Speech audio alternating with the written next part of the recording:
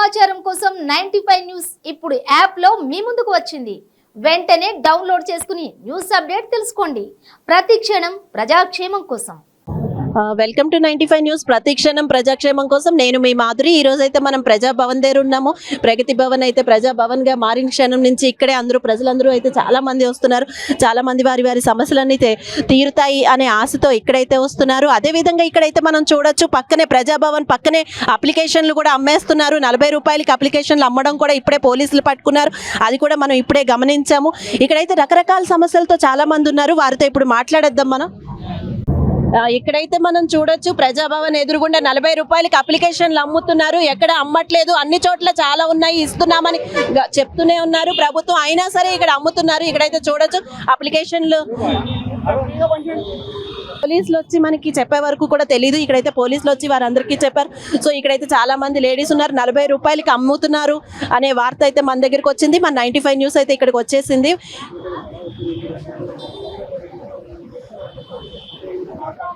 Okay sir, మీ పేరు? నా పేరు మహేందర్ మేడం, కే మహేందర్. మహేందర్ గారు, ఎందుకు వచ్చారు ఇప్పుడు? మీ సమస్య ఏంటి ఇక్కడ? మాది ప్రాపర్ పటంచేరు మేడం, సొంత గ్రామము.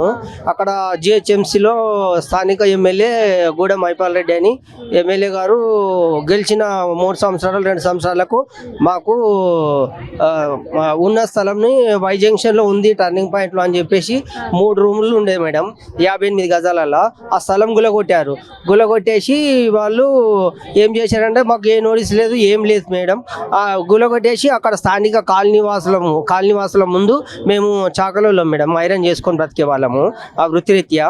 మేము అయితే వాళ్ళు ఏం చెప్పాడు, మీకు 200 గజాలు ఇస్తాము, 3 లక్షలు ఇస్తాము, నీకు ఎక్కడ వేరే స్థలంలో మీకు ఇవ్వగలుగుతా నేను, మీరు ఏమీ ఆధారపడకండి మీకు అని చెప్పిండు. ఇప్పటి వరకు దగ్గర 8 దాటి 9 సంవత్సరాలు అవుతుంది మేడం. ఇంతవరకు ఏమీ లేదు మేడం. మళ్ళీ స్థానికంగా మొన్న కూడా గెలిచాడు, కానీ ఇంతవరకు మాకు ఎలాంటి రెస్పాన్స్ లేదు. మా తల్లి కూడా చనిపోయింది మేడం. ఎన్నో సంవత్సరం దాకా తిరిగాం వాళ్ళ ఇంటి చుట్టూ, క్యాంప్ ఆఫీస్కు ప్లస్ వాళ్ళ ఇంటికి, ఎమ్మెల్యే వారు క్యాంప్ ఆఫీసు, మళ్ళీ వాళ్ళ ఇంటికి చాలా తిరిగాం, కానీ ఎలాంటి రెస్పాన్స్ లేదు. మా అమ్మ కూడా చనిపోయి 1.5 సంవత్సరం అవుతుంది మేడం. మాకు ఎల్పిఎస్ అని వాళ్ళ తమ్ముడు మళ్ళీ ప్లస్ ఆయన స్థానిక ఎమ్మెల్యే ఇద్దరు దౌర్జన్యంగా కబ్జాలు చేయడము, మొత్తం ఉన్నాయి గూల కొట్టడం, గరీబ్ వాళ్ళకి ఎలాంటి సాయం చేస్తలే మేడం. అందుగురించి ఈయన సాయం చేస్తారన్న ఆలోచనతో వీడికి వచ్చి మేము ఒక వినతి పత్రం రాశాను మేడం. మళ్ళీ మా ఇల్లు పోయింది ట్రాఫిక్లో, అది వై జంక్షన్లు ఉందని గులగొట్టాడు. ఇప్పుడు రెంట్కుంటున్నాం మేడం, అశోనగర్లో రెంట్కుంటున్నాము. మళ్ళీ ప్లస్ మాకు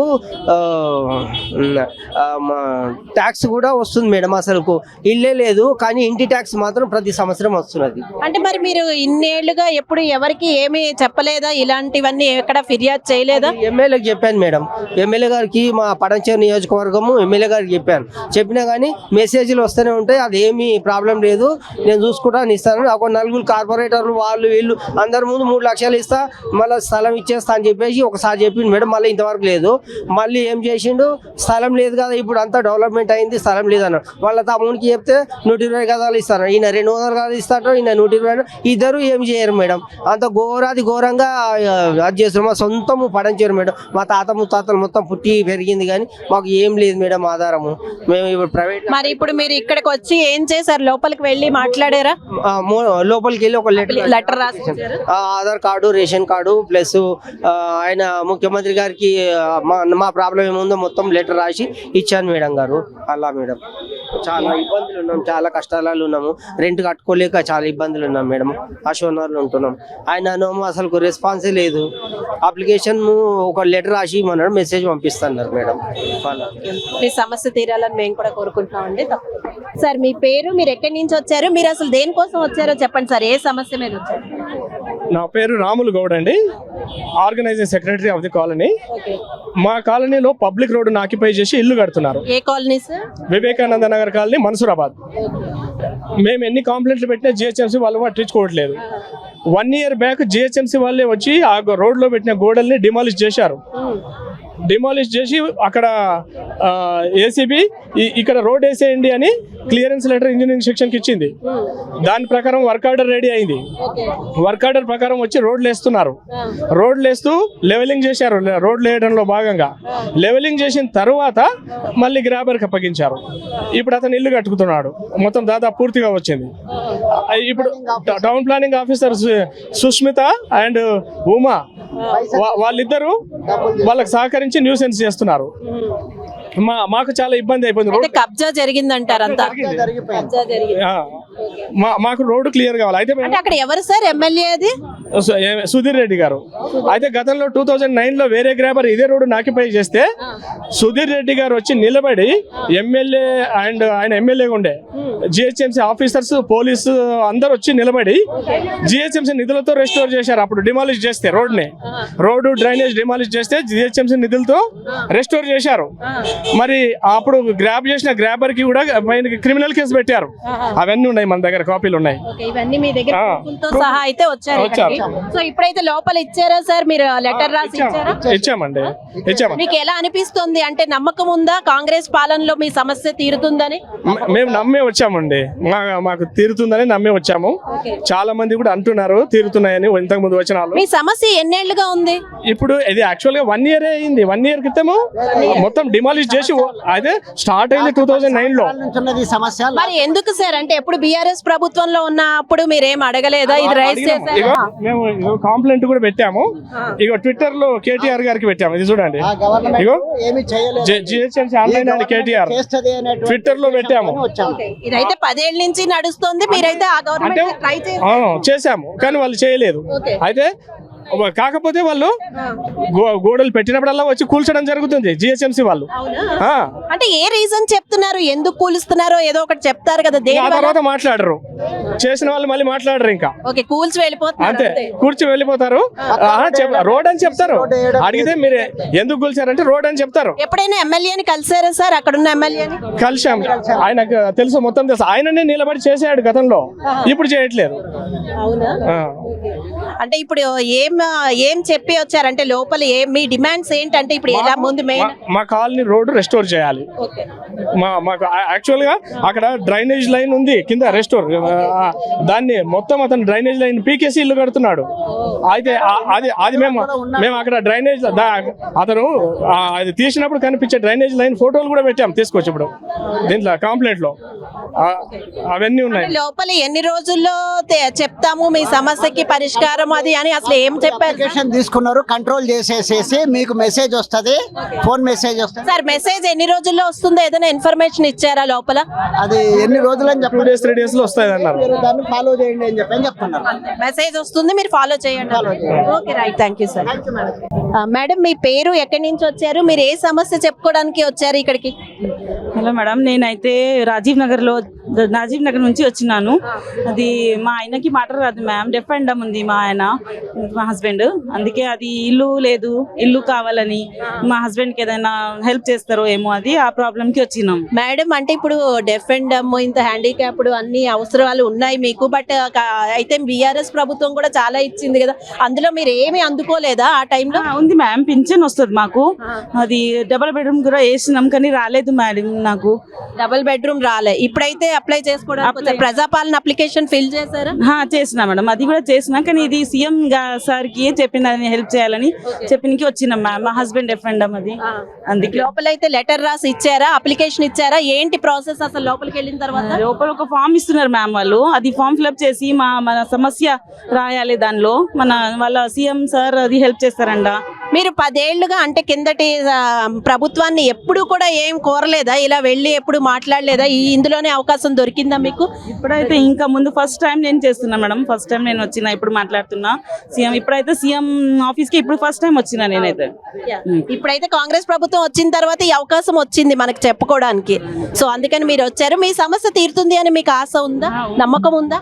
ఉంది, కానీ చూద్దాం మేడం, ఇంకా చూద్దాం. ప్రజాపాలన అప్లికేషన్ కూడా ఇచ్చి ఫిల్ చేసి ఇచ్చేసిన మేడం, ఇచ్చేసినది. ఇప్పుడు ఇది లోపలికి వెళ్ళిన తర్వాత ఎన్ని డేస్ లో మీకు ఇన్ఫార్మ్ చేస్తామని చెప్పారు సార్? ఇది 10 days లో మెసేజ్ వస్తుందంట మేడం. మెసేజ్ వస్తే మళ్ళీ వాళ్ళు కాల్ చేస్తారంట. కాల్ చేస్తే మేము రిసీవ్ చేయాలి. వాళ్ళు కాల్ చేస్తామన్నారు. 10 days టైం పడుతుంది. 10 days అన్నారు. Okay right, thank you. Sir మీ పేరు, మీరు ఎక్కడి నుంచి వచ్చారు, అసలు ఏ సమస్యతో వచ్చారు సార్ ఇక్కడికి? పూన శ్రీనివాస్ అండి, మా నిజామాబాద్. ఓకే మున్సిపల్ అడ్మినిస్ట్రేషన్ మాకు చాలా 4 years నుంచి చాలా ప్రాబ్లం అవుతుంది. దాన్ని క్లియర్ చేసుకోవడానికి అక్కడ మున్సిపల్ కమిషనర్ గారికి లెటర్ ఇచ్చాము. 30 ఏం ప్రాబ్లం అవుతుంది సార్ అక్కడ? చిన్న ప్లేస్ ఒకటి మాకు 90 yards ఉంది. దాన్ని మాకు ఇన్ఫార్మ్ చేయకుండా ఆల్రెడీ LRS ఉంది ఉన్నా కానీ దాన్ని రీక్రియేషన్ జోన్ లో పెట్టేసి మాకు కన్స్ట్రక్షన్ చేసుకోవడానికి పర్మిషన్ కూడా ఇవ్వట్లేదు.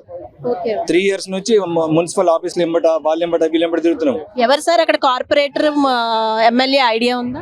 బిగాల గణేష్ గారికి కూడా మేము లెటర్ ఇచ్చాము అక్కడ రూరల్, అది కూడా వేస్ట్ అయిపోయింది.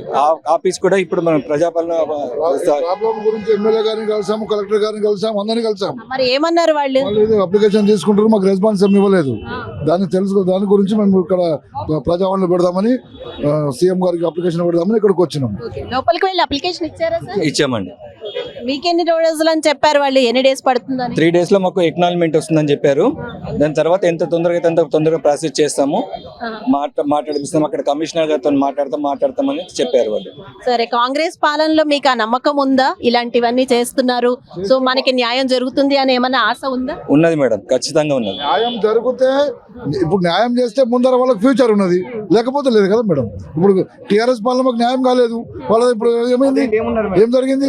అంటే 10 ఏళ్ళ ఈ సమస్య ఎన్నేళ్లుగా ఉంది సార్? మాకు 4 ఏళ్ల నుంచి ఉంది. 4 ఏళ్ళు అంటే బీఆర్ఎస్ ప్రభుత్వం ఉన్నప్పటి నుంచే ఉంది. ఉన్నప్పటి నుంచి ఉంది. ఇప్పుడు మీ సమస్యకి పరిష్కారం లేదు. ఇక్కడ సీఎం ఆఫీస్ కూడా వచ్చాము మెహదీపట్నంలో. అక్కడ రమేష్ గారు అని ఉంటాడు జేడి, అతని దగ్గరికి వెళ్తే మీరు ఎక్కడైతే అక్కడ ఫార్ములు ఇచ్చే అక్కడ నుంచే తీసుకురమ్మంటాడు. నిజామాబాద్ మున్సిపాలిటీలో వెళ్తే ఇది కాదు పోదు, ఇప్పుడు రీక్రియేషన్ జోన్ సీఎం ఆఫీస్ లో ఫైల్ ఉంది, అది మాస్టర్ ప్లాన్ లో ఉంది, ఇది కాదు అని చెప్తారు. అంటే ఇప్పుడు మీకు ఎలా అనిపిస్తోంది సార్? ప్రగతి భవన్ లోపలి వరకు వెళ్ళగలిగే ఛాన్స్ ఇప్పుడు వచ్చింది ఈ కాంగ్రెస్ ప్రభుత్వంలో, మీకు ఎలా అనిపిస్తుంది? చాలా బాగా అనిపిస్తుంది. ఎందుకంటే ప్రజల దగ్గర ఎన్ని విన్నతులు ఉన్నాయో, ఎన్ని కష్టాలు ఉన్నాయో మనకు తెలిస్తే కానీ ఇప్పుడు సీఎం గారికి కానీ అధికారులకు కానీ తెలుస్తుంది కదా. లేకపోతే మన దగ్గర మనం పెట్టుకుంటే లేకపోతే తెలియదు కదా. ఇటువంటి 2 కార్యక్రమాలు పెడితే, మంగళవారం కానీ శుక్రవారం కానీ పెడితే అర్జీలు ఏంటో తెలుస్తుంది, బాధలు ఏంటో తెలుస్తాయి వాళ్ళకు. ప్రజలు డైరెక్ట్ గా సీఎం వరకు తమ సమస్యలు చెప్పుకునే అవకాశాన్ని కల్పించారు. ఒక మాటలో చెప్పాలంటే జిల్లా స్థాయిలో అధికారులు చాలా సరిగా పనిచేయకపోతేనే ఇక్కడికి వస్తాయి, లేకపోతే జిల్లా స్థాయిలో కరెక్ట్ అధికారులు పనిచేసినాక ఇక్కడ వరకు రావు. ఏమన్నా కేటీఆర్ గారు చెప్తారు జిల్లా స్థాయిలో పని కరెక్ట్ ఉంది, అందుకే ఇక్కడికి మేము అప్లికేషన్ ఏం పెట్టలేదు అని చెప్తున్నారు. అక్కడ కరెక్ట్ పని చేసినాక ఇవన్నీ పెండింగ్ అయితే ఇంతమంది ఎందుకు వస్తారు ఇక్కడ అప్లికేషన్ ఇవ్వడానికి? ఎవరి బాధలు చూస్తుంటే ఒక్కొక్కరి బాధలు చూస్తుంటే వర్ణనాతీతం ఉన్నది. ఒక్కొక్కరికి ఒక్కో బాధ. మీ సమస్య కూడా త్వరలోనే తీరాలని మేము కూడా సార్. మీ పేరు, మీరు ఎక్కడి నుంచి వచ్చారు, మీ సమస్య ఏంటో చెప్పండి సార్. ఇక్కడికి ఎందుకు వచ్చారు? మేడం నా పేరు వచ్చేసి ఎం సుధాకర్ మేడం. నేను హైదరాబాద్ లోనే ఉంటాను, తార్నాక లాలాపేట మేడం. మా ఫాదర్ తెలంగాణ ఏపీ డైరీలో వర్క్ చేశాడు మేడం. ఇది వచ్చేసి ఇది రియంబర్స్మెంట్, మెడికల్ రియంబర్స్మెంట్ వచ్చేసి మాది అప్రూవల్ అయిపోయింది, అంతా అయిపోయింది 2022 మేడం. సో ఇప్పటి వరకు మాకు రియంబర్స్మెంట్ అనేది ఎలాంటి రాలేదు. మా మదర్ కి స్టంట్ వేసినారు, యశోదాలో ట్రీట్మెంట్ అయింది. ఇవన్నీ బిల్స్ అన్ని సెక్రటేరియట్కి వెళ్ళాయి. ఆయన సీఎం ఫండ్స్ కి పెట్టుకున్నారు రియంబర్స్మెంట్ అంటే సీఎం. ఓకే, కేసీఆర్ ఉన్న గవర్నమెంట్ లో ఈ రియంబర్స్మెంట్ అనేది ఏమీ రాలేదు మాకు. ఇప్పుడు ఈ గవర్నమెంట్ లో మేము ఇప్పుడు సబ్మిట్ చేసినాము, చూద్దాం ఇంకా వస్తుంది. ఇది పెట్టి ఎన్నాళ్ళు అయింది సార్? ఇది 2020 మేడం. 2020 ఇప్పుడు 24 ఇది. ఇప్పటి వరకు మా మదర్ కి ఎలాంటి రియంబర్స్మెంట్ రాలేదు. అంటే దీనికి రావడానికి గల అన్ని ప్రూఫ్లు కరెక్ట్ గా పెట్టారా సార్? అంటే ఏది లేకపోయినా రాదు కదా జనరల్ గా. ఫండ్స్ లేవంటున్నారు, కేసీఆర్ గవర్నమెంట్ లో ఉన్నప్పుడు ఫండ్స్ లేవంటున్నారు, కానీ అది ఇది ఎక్కడ ఆగినాయి అనేది ఎవరికి తెలియదు. అయితే అడగడం అయితే అడిగారు మీరు 2020 నుంచి ప్రయత్నిస్తూనే ఉన్నాము. ఇది వచ్చేసి యానిమల్ హస్బెండరీలో పంపిస్తున్నారు మేడం, ఇది సెక్రటేరియట్ లో బిల్స్ అక్కడే స్టక్ అయిపోయి ఉన్నాయి, ఇప్పటి వరకు రాలేదు. ఇప్పటి వరకు ఏదైనా మీ నెంబర్ కానీ ఏదైనా చెప్పారా సార్? సెక్రటేరియట్ లో ఈ నెంబర్ ఆ నెంబర్ అని ఉంటాయి కదా, అలాంటి నెంబర్ ఏమైనా ఇచ్చారా మీకు? మాకు అలాంటి ఏం నంబర్స్ ఏమి ఇవ్వలేము మేడం, ఇప్పటి వరకు మెసేజ్ కూడా రాలేదు, ఫోన్ నంబర్ కాదు మేడం. మేము పోతే ఎన్నిసార్లు పోయినాము అక్కడికి, సెక్రటరీకి పోతే బడ్జెట్ లేదు మీకు ఇప్పుడు రావు పెండింగ్లు ఉందనే చెప్తున్నారు కానీ మాకు ఇంకా ఏది చెప్తలేరు సార్. ఇప్పుడైతే ఇక్కడ లోపల ఇచ్చారా, వైట్ పేపర్ మీద రాసి ఇచ్చారా? సో ఎన్ని డేస్ లో చెప్తామని డాక్యుమెంట్స్ కూడా సబ్మిట్ చేస్తాం మేడం. ఈ డాక్యుమెంట్స్ ఏవైతే సెక్రటేరియట్ నుంచి మాకు ఇచ్చారో ఇవన్నీ మేము సబ్మిట్ చేసాము. అది మేడం. సో ఎన్ని డేస్ లో చెప్పారు, ఎన్ని డేస్ లో వస్తుందని ఏమైనా? ఇది వచ్చేసి ఇప్పుడు అప్లై చేసాం కదా, మళ్ళీ అది సెక్రటేరియట్ పంపించి సెక్రటేరియట్ నుంచి వెళ్ళి ఏదైతే బిల్ ఎక్కడైతే స్ట్రక్ అయిందో చూసి మాకు మెసేజ్ పంపిస్తాం. సాయంత్రం మెసేజ్ పంపిస్తామని చెప్పారు. ఓ ఈ రోజు సాయంత్రమే మెసేజ్ పంపిస్తామన్నారు. సరే, thank you so much sir. మీ పేరు, మీరు ఎక్కడి నుంచి వచ్చారు, ఏ సమస్యతో వచ్చారు సార్ ఇక్కడ? నా పేరు శంకర్రావు అండి. వచ్చింది మటుకు మల్కాజ్గిరి మేడ్చల్ జిల్లా నేరడ్మెట్ నుండి. అక్కడ 278 సర్వే నంబర్ అని స్థలం ఉంది. దాంట్లో మేము దాదాపు 40-45 సంవత్సరాల నుంచి ఉంటున్నాం. అది భూదానంకు సంబంధించిన స్థలాన్ని ఇల్లు కట్టుకొని ఉంటున్నాము. అయితే ఇప్పుడు వచ్చిన మొన్నటి వరకు టిఆర్ఎస్ ప్రభుత్వం అది గవర్నమెంట్ స్థలం అని విపరీతంగా రేట్లు మార్కెట్ వాల్యూ కట్టాలని లక్షలలో వసూలు చేసి ఎన్నో రకాలుగా మమ్మల్ని ఇబ్బంది పెడుతున్నారు. అదే మరి ఎల్బీ నగర్ దగ్గర మన కేటీఆర్ గారు ఒక 33 కాలనీలకు 250 రూపాయలతోటి రెగ్యులరేషన్ చేయడం జరిగింది. మరి సిటీలోనే మేము ఇక్కడ ఉన్నాము, వాళ్ళు అక్కడ ఉన్నారు. వాళ్ళని ఆ విధంగా చూడడం ఏంది, మమ్మల్ని ఈ విధంగా చూడడం ఏంది? దాని విషయమే ఇక్కడ మన రేవంత్ రెడ్డి మన ముఖ్యమంత్రి గారికి లెటర్ ఇద్దామని చెప్పి వచ్చినాం మేడం. ఎవరితో అయినా మాట్లాడారా ఇప్పటి వరకు ఈ విషయాన్ని? ఇంతకుముందు చాలా మందితో మాట్లాడినాం. ఇక మొన్న ఎలక్షన్ కు ఒక్కరోజు బిఫోర్ బీఆర్ఎస్ వాళ్ళు వచ్చి మీకు కూడా 250 తోటే చేస్తాం అది ఇదని మా జనాన్ని అంతా కలెక్టర్ దగ్గరికి అక్కడ ఇక్కడ కొందరు తీసుకొని వెళ్ళారు. ఇప్పుడు ఓడిపోయారు వాళ్ళు. ఇక మా పరిస్థితి ఈ విధంగా ఉందండి. ఇప్పుడు లోపలికి వెళ్ళి ఇచ్చొచ్చారా సార్? అప్లికేషన్ ఇచ్చారా ఏంటి? వైట్ పేపర్ మీద రాసి ఇచ్చారా? లే, వైట్ కాదు, పేపర్ మీద వైట్ దాని మీద రాసి టైప్ చేయించే. సో ఏం చెప్పారు, ఎప్పటిలోపు చెప్తామని చెప్పారు? కలెక్టర్ ఆఫీస్ కు పంపుతామని చెప్పారు. మీకు మెసేజ్ వస్తుంది వారం 10 రోజులల్లా అని చెప్పి చెప్పారు. Okay right, thank you sir.